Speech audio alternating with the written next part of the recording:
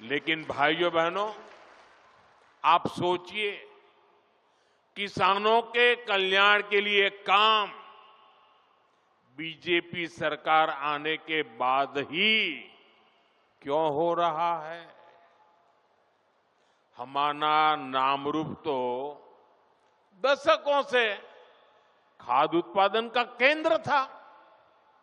एक समय था जब यहां बनी खाद से नॉर्थ ईस्ट के खेतों को ताकत मिलती थी, किसानों की फसलों को सहारा मिलता था। जब देश के कई हिस्सों में खाद की आपूर्ति चुनौती बनी, तब भी नामरूप किसानों के लिए उम्मीद बना रहा। लेकिन पुराने कारखानों की टेक्नोलॉजी के समय के साथ पुरानी होती गई और कांग्रेस की सरकारों ने कोई ध्यान नहीं दिया।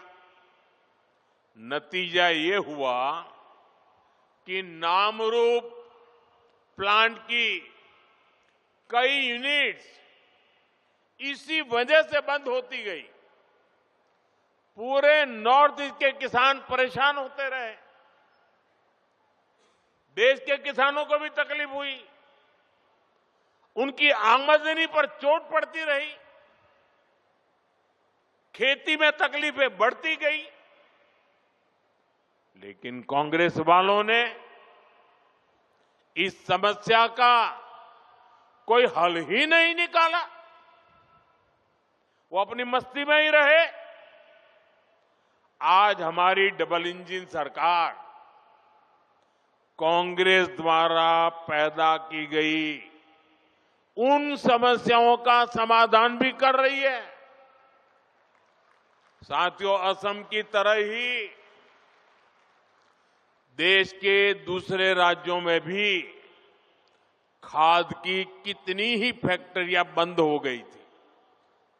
आप याद करिए, तब किसानों के क्या हालत थे। यूरिया के लिए किसानों को लाइनों में लगना पड़ता था, यूरिया की दुकानों पर पुलिस लगानी पड़ती थी, पुलिस किसानों पर लाठी बरसाती थी। भाइयों बहनों, कांग्रेस ने जिन हालातों को बिगाड़ा था, हमारी सरकार उन्हें सुधारने के लिए एड़ी चोटी की ताकत लगा रही है। और इन्होंने इतना बुरा किया कि 11 साल से मेहनत करने के बाद भी अभी मुझे और बहुत कुछ करना बाकी है। कांग्रेस के दौर में फर्टिलाइजर फैक्ट्रियां बंद होती थी, जबकि हमारी सरकार ने गोरखपुर, सिंदरी, बरौनी, रामागुंडम जैसे अनेक प्लांट शुरू किए हैं। इस क्षेत्र में प्राइवेट सेक्टर को भी बढ़ावा दिया जा रहा है। आज इसी का नतीजा है, हम यूरिया के क्षेत्र में आने वाले कुछ समय में आत्मनिर्भर हो सके, उस दिशा में मजबूती से कदम रख रहे हैं। साथियों, 2014 में देश में सिर्फ 225 लाख मैट्रिक टन यूरिया का ही उत्पादन होता था। आपको आंकड़ा याद रहेगा? आंकड़ा याद रहेगा? आपने मुझे काम दिया 10-11 साल पहले, तब उत्पादन होता था 225 लाख मैट्रिक टन। ये आंकड़ा याद रखिए। पिछले 10-11 साल की मेहनत में हमने उत्पादन बढ़ा करके करीब 306 लाख मैट्रिक टन तक पहुंच चुका है।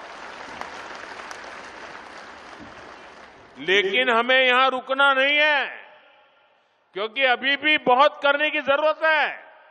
जो काम उनको उस समय करना था नहीं किया, और इसलिए मुझे थोड़ा एक्स्ट्रा मेहनत करनी पड़ रही है।